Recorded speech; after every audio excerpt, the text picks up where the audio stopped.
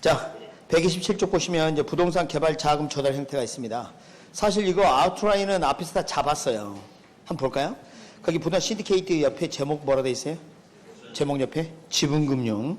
자, 지분이란 두 글자에다가 동그라미 칩니다. 이따 부채는 세모 칠 거예요. 다 동그라미 치지 말고. 자, 지분금융 그렇게 했고요. 조인트 벤처 오른쪽에 지분에 동그라미 칩니다. 그 다음에 프로젝트 파이낸스 오른쪽에 부채죠. 부채에는 세모 칩니다. 똑같이 동그라미 치면 이제 헷갈리니까. 자, 넘겨봅니다. 두 장 넘겨볼까요? 130쪽 보시면 부동산 투자 회사 지분금융 동그라미 칩니다. 지분금융. 그러니까 지금 봐봐요. 부채금융은 딱 하나만 다룰 거예요, 이제. 프로젝트 파이낸싱. 나머지는 다 지분금융입니다. 그럼 지분금융은 투자자 유치하는 거라 그랬죠? 아, 그렇습니다. 그래요. 그러니까 원금 손실 가능성이 있는 것들이에요. 그런데 다수냐, 소수냐, 이게 큰 차이를 가져보고요. 그리고 회사 형태를 갖출 수도 있고, 안 갖출 수도 있고, 그래요. 그래서 지금 방금 마지막 본 부동산 투자 회사는 회사 형태 중에서 주식회사입니다. 주식회사. 대부분 다 회사 형태를 갖추고 있습니다. 대부분이. 네. 127페이지 다시 오도록 합니다. 자, 부동산 신디케이트라고 되어 있죠? 신디케이션이 있고, 신디케이트가 있고, 신디케이터가 있고, 짜증이 나고, 막 이렇습니다. 근데 이제 우리 영어 중에 신이라는 표현 있죠, 신. 신은 함께, 뭐, 공통, 뭐, 이런 의미예요. 여러분, 이런 거 들어봤어요? 신디사이저? 여러 가지 소리를 내는 악기죠. 혹시 이거 봤어요? 저를 봐요. 싱크로라이즈드 스위밍? 그건 뭐예요? 그 수영하는 사람들이 똑같은 모양으로 막 그 안에서 물에서 움직이는 거 아니에요. 싱이랑 함께 뭐 그런 뜻입니다. 그러니까 지금 이 신디케이트는 기본적으로 신디케이트 그러면 회사를 말하고요. 신디케이션 그러면 투자자 집합을 말해요. 투자자 집단을 말하고 신디케이터는 개발업자. 이렇게 좀 나눌 수가 있어요. 영어가 그래요. 그럼 이것부터 가지치겠습니다. 얘는 개발한다면서요. 네? 네, 그러니까 털을 잡고 개발하는 사람이야. 알겠죠? 그럼 영어는 지분 투자자라고 그랬죠? 그러니까 지금 봐봐요. 이 신디케이터가 신디케이션을 조성합니다. 다시 말하면 투자자를 유치해서 하는 거예요. 그래가지고 회사 형태로 이렇게 운영을 하는 거죠. 그러면 투자자는 하는 게 뭐 있어요? 돈만 출자하고 노는 거예요, 집에서. 시원시원하게 바람 쏘이면서 노는 것이 신디케이션이요. 선글라스 끼고. 알았어요? 그럼 얘는 이제 회사니까 얘가 잘한지 어쩐지 트집 잡는 거예요, 트집. 얘는 털을 잡고 개발하고 있는 놈이고, 얘는 트집 잡는 회사고, 얘는 선글라스 끼고 놀고 있는 사람이고, 그래요. 그렇게 하셔요. 방법이 없어. 자, 그러면 이제 잘 봐요. 어떤 특징이냐면, 일단 투자자는 유한 책임입니다. 여기 투자자는. 그러니까 자기가 출자한 돈, 만약에 회사가 잘못됐다. 그러면 그 돈 포기하면 돼요. 회사가 진 빚 갚을 필요 있다 없다? 없다. 여러분 주식회사를 생각해보면 이해가 쉬워. 여러분 주식을 가지고 있는데 주식이 휴지됐어. 회사가 망했어. 회사 갚지 못한 빚을 내가 갚을 필요 있어요? 그거예요. 똑같아요. 그러니까 주식회사가 아닐 뿐이지. 그러니까 이따가 보게 될 주식회사도 사실 이것의 일종이에요. 이게 개념상 가장 큰 개념. 신디케이션은 다수의 투자자, 다수의 소액 투자자들이 자금을 조달해서 어떤 개발 사업을 진행하는 겁니다. 그걸 다 신디케이션으로 불러요. 그러니까 시험 문제는 신디케이션 또는 신디케이트 이렇게 나옵니다. 제목은. 그리고 신디, 다수, 시옷, 디귿, 시옷 이렇게 기억을 하랬죠? 네. 다수 투자자. 근데 요거하고 이제 유사한 게 하나 있어요. 그게 조인트 벤처입니다. 조인트 벤처.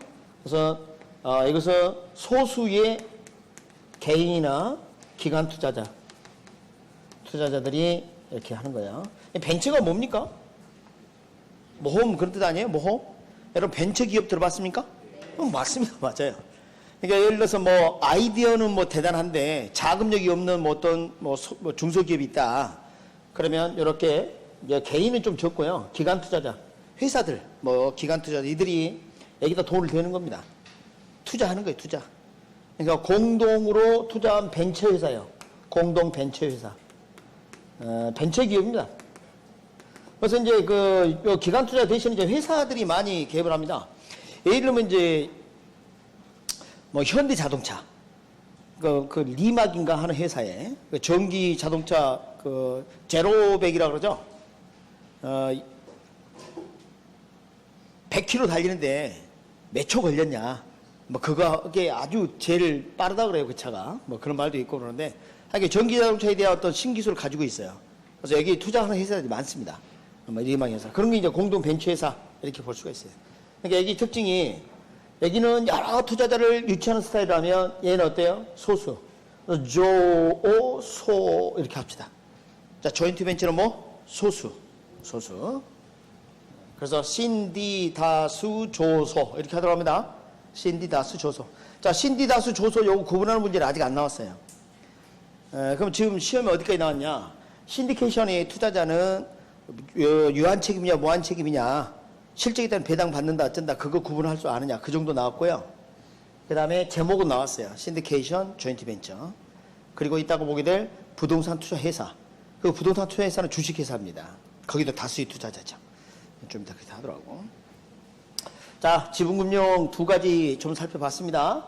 이제는 프로젝트 파이낸싱 보겠습니다. 자, 우리나라는 프로젝트 파이낸싱이 지금 운영되고 있긴 한데요.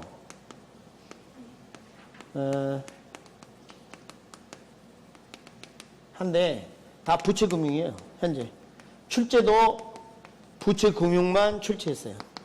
출제도 원래 이제 그 개발금융 이렇게 번역을 많이 했습니다. 우리 개발사업이 참여할 때 이런 것도 다 이거 개발사업이면 프로젝트 파이낸스로 불렀어요 예전에는. 그러나 지금은 우리나라에서는 프로젝트 파이낸싱 그러면 저런 지분 출자 스타일을 프로젝트 파이낸스 부르지 않아요. 그러니까 시험 문제도 그렇게 낸 적이 없고. 그러니까 교재들이 이걸 불명확하게 막 적은 책들이 많아요. 그래서 예전에는 지분금융도 부채금융도 다 가르쳤거든요. 그러니까 지금은 부채금융만 다룬다 이렇게 생각하시면 돼요. 실제 우리 시험도 그렇게 출제되고 있고. 자, 이게 뭐냐면요. 어떤 그 개발 사업주 스폰서라고 합니다. 어떤 개발을 따낸 국가로부터 뭐 정책에 따라 개발 사업을 따낼 수도 있지 않겠습니까? 근데 개발 사업을 진행하려고 하는데 자금이 많이 필요하겠죠. 그래서 일부 종잣돈을 대 가지고 회사를 하나 만들어요. 그래서 그 회사가 개발 사업을 진행하도록 하는 겁니다. 그러니까 자기가 직접 자금을 조달하는 게 아니라 그 프로젝트를 진행하는 회사가 모든 자금을 조달해서 개발 사업을 진행하는 스타일이에요. 그런데 참 재밌는 게 개발의 자금 대부분을 출자를 받는 게 아니라 대출을 받아요. 개발에 필요한 대부분 자금을 어떻게 한다고요? 대출을 받아. 그리고 더 재밌는 것은 부동산 담보대출이 아니야. 신용대출 성격입니다. 그래서 재밌는 거예요. 자, 봅시다. 먼저 개발 사업주가 있다.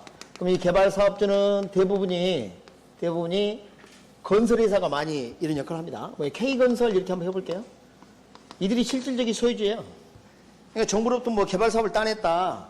그러면 여기 자금을 출자를 합니다. 다시 말하면 시드머니가 들어가는 거죠. 종잣돈이. 시드가 종자, 씨앗이라는 뜻이죠. 시드머니. 들어가서 회사를 하나 만들어요. 프로젝트 회사를 만들어. 그러니까 지금 정부가 인허가한 프로젝트를 시행할 수 있는 뭐 제2회사 하나를 이렇게 만드는 거예요. 그러니까 이 회사의 요 소유자는 누구예요? 얘예요, 얘. 그죠? 그러니까 여기 뭐 실적 배당도 받겠죠. 실적 배당도 받겠죠. 그런데 이 자금 출자가 개발에 필요한 모든 자금을 다 출자한 게 아니라 한 20%에서 30% 내외에 종잣돈을 대는 겁니다. 그리고 개발 부지 매입하고 뭐 이런 정도에 쓰이는 거예요. 그리고 대부분 자금은 대출을 받습니다. 자금 대출을 받아요. 자금 대출. 그래서 모든 앞으로 이 프로젝트 회사가 계약이나 차입을 하는 이 주체가 되는 거예요. 모든 계약과 차입의 주체는 누구라고요?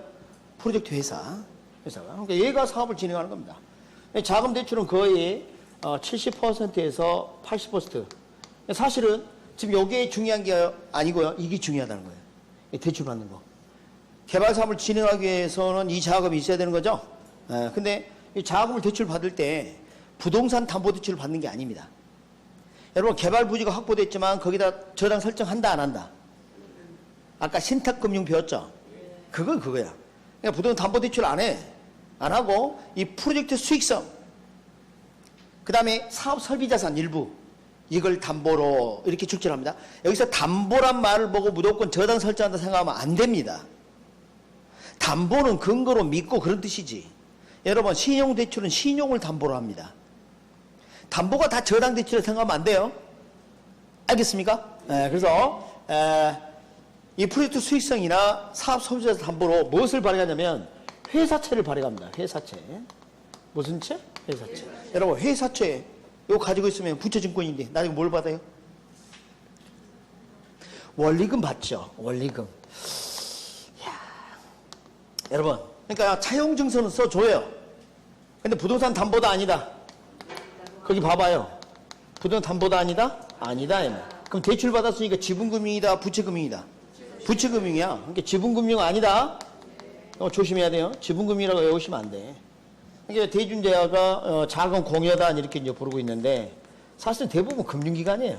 채권자고요. 대주단, 금융기관 대부분이. 자금 공여단, 뭐 금융기관 등이 주로 그런 역할을 해요. 여러분, 뭐 저축은행 같은 경우 있죠? 뭐 이런 데 좀 투자를 해서 높은 수익을 얻는 거죠. 그래서 원리금. 이자가 쌀까요, 비쌀까요? 이자가 비싸겠죠. 여러분, 위험하잖아. 부동산 담보도 아니잖아. 맞죠? 심지어는 그래서 저당을 설정 안 해놨기 때문에 얘가 망했어. 그 돈을 못 받아. 그러니까 이게 뭐라냐면 이 프로젝트에서 예상되는 미래 현금과 내재 가치를 한도로 이렇게 돼 있어요. 그림 보고 계세요? 네. 그래서 무슨 말이냐면 이 회사가 망하면요 돈 못 받는 거야. 소구권 행사할 수 없는 거예요. 그래서 이것은 비소구 금융이거나 또는 제한 소구 금융이다. 비소구 금융 또는 뭐라고요? 제한 소구 금융. 잘 봅니다. 비소구 금융 그러면 소구권을 아예 행사할 수 없다는 거예요. 소송을 통해서 돈을 구할 수 없다 이렇게 생각하면 돼요. 소구를 그렇게 이해하시면 됩니다. 채권을 확보하기 위해서 소송 들어가는 거예요. 그렇게 해서 받는 거 안 된단 말이에요. 이게. 왜? 조당 설정도 없고. 그리고 사실 제한 소구 금융이 대부분이에요. 대부분 뭐라고요? 제한 소구 금융이 대부분. 그것은 좀 이따가 왜 그렇게 되는지는 말씀을 드리도록 합니다. 자, 그런데 지금 프로젝트 회사가 개발 사업을 진행하려면 시공사 선정해야 되지 않겠습니까? 뭐 건설사라든지 시공사를 선정해야 될 겁니다. 도급 계약을 이렇게 이제 체결하면서 시공사 참여하게 되면 이 자금 공여단 여기 개입을 합니다. 야, 책임 준공해라. 그렇지 않으면 대출 안 해줄 거야. 그리고 원리금 지급 보증까지도 요구하는 경우가 있어요. 보증해라. 사실 이 시공사가 실제 프로젝트 파이낸스에서 가장 중요한 역할을 해요. 사실 요거보다 얘가 중요해요. 얘가 사업의 타당성이 있을 때 뛰어들 거 아니에요. 여러분, 현대나 뭐 삼성 뭐 이런 데가 뛰어들었다. 그럼 왜 뛰어들었겠어요? 타당성이니까 뛰어들었겠지. 그 금융기관 노래가지 않아도 된다면 어느 정도. 그러니까 얘를 신뢰하고 대출이 이루어진 경우가 많아요. 그러니까 애들에게 이런 걸 많이 요구를 합니다. 그리고 개발부지 있죠? 개발부지. 우리 개발부지 이거 담보신탁. 처음 들어요? 아까 들었지 않습니까? 그러니까 이것을 신탁 형식으로 해갖고 이렇게 신탁회사 넘겨줍니다. 그럼 신탁회사가 뭘 발행한다 그랬어요? 그렇지, 수익권증서. 수익권증서.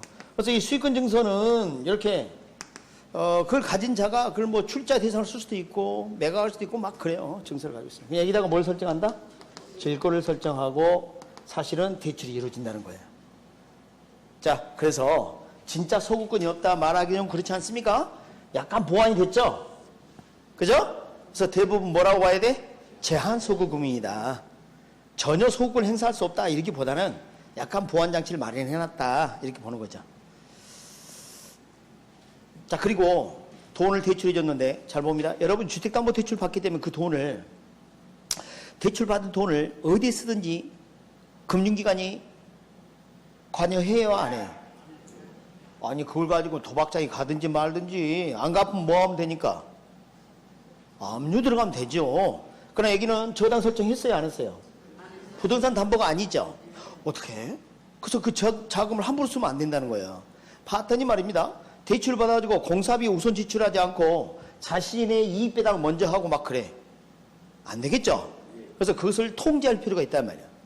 다른 거와 달리 프로젝트 회사와 자금 공여단이 정보가 한쪽에 쏠리는 걸 막아야 돼.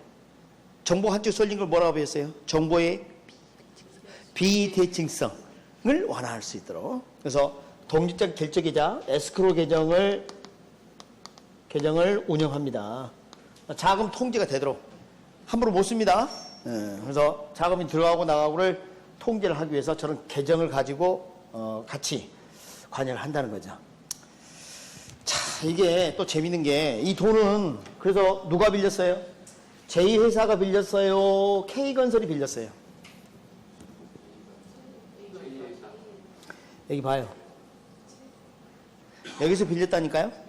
여러분, 우리 기업 중에서 장부가 있는데, 장부가 종류가 많아요. 그래서 BS라고 하는 게 있어요. 밸런스 시트라 해서 데이터 대조표. 그 다음에 손익계산서, 인컴 스테이트먼트라서 IS. 예전에 이제 PA라고 많이 불렀는데, 요즘은 이제 IS로 부르는데, 자, 장부 중에 데이터 대조표가 뭐냐면, 자산, 부채, 자본, 이걸 보여주는 표예요. 그러니까 거기 돈 빌린다, 그럼 거기 기재가 돼. 대차 대조표에. 자, 돈을 빌렸다, 그럼 부채가 대차 대조표 기록이 되는데, 프로젝트 회사도 그런 장부가 있을 거고요. 여기도 장부가 있을 거 아니에요. 그 돈 장부에 부채로 기록이 될 때, K건설의 부채로 기록될까요? 제2회사의 부채로 기록될까요? 그래서 제2회사의 부채로 기록됩니다. 그러니까 개발사업주는 자신의 장부를 근거로 돈을 빌린 게 아니다, 이 말이에요. 그래서 자신의 장부로부터 벗어났다 해서 그걸 부의 금융 그래요. 그래서 이 부 동그라미 치고 장부 BS 대차 대조표입니다. BS는 안 적어도 되겠습니다만 자신의 장부 외에 프로젝트 수익을 근거로 자금을 조달했죠. 자기가 빚진 게 아니죠. 개발 사업자가 빚진 게 아니라니까. 그러니까 누가 빚진 걸로 하고 자금을 조달한 거예요? 프로젝트 회사. 그래서 부의 금융이다 이런 표현을 써요. 부의 금융이다. 그래서 off balance sheet financing이라고 합니다. off balance sheet financing. 제가 영어를 자꾸 해서 미안한데 이제는 많이 뻔뻔해졌고요. 그래서 부의 금융. 그러니까 자신의 장부 외에 자금을 조달했다 해서 뭐라 한다? 부의 금융. 문제 나갑니다. 금융기관은 부의 금융 혜택을 입을 수 있다. X야. 개발 사업주가 입는 거지. 얘는 돈 빌려준 자인데 무슨 부의 금융이야. 그게 출제된 지문이에요. 이 그림에 모든 게 다 나와. 그래서 이걸 딱 읽고 그림을 딱 이해를 했으면 이제 요약집을 읽잖아요. 키워드가 벌떡 일어난다는 거 아닙니까? 그 굵은 글씨